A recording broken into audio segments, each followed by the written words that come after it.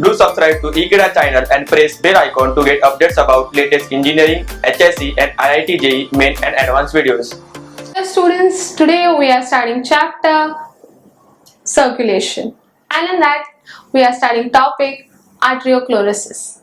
Now arteriosclerosis is nothing but formation of plaque inside blood vessels. So what's this plaque and where it is formed? Let's study and find out today. Now, whenever the flow of blood inside your blood vessels, whether it is arteries, capillaries or veins, is stopped or it is slow due to a deposition of cholesterol in that blood vessel, which eventually forms clot, or which is also called as plaque, is called as arteriosclerosis. Now, your arteries cannot move from that particular location, or you simply say that blood cannot move further ahead from a place where cholesterol or plaque has been deposited. And if blood cannot move, obviously the pressure created inside that blood vessel would be tremendous.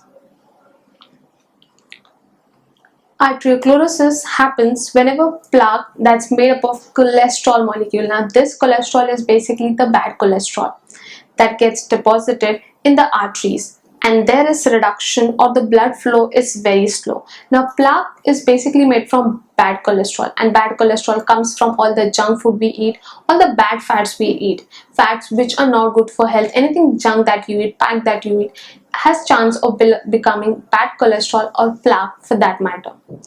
Now it happens due to the pressure, or the pressure created by the blood vessel stops. Also the presence of high cholesterol in the blood is the reason for that. Now anything from dalda, vanaspati, which is not kind of a good fat to your body and which is neither the source of great vitamins, increases the cholesterol levels of your body. And consuming high amount of fat molecules which are very high on calories may also cause plaque formation.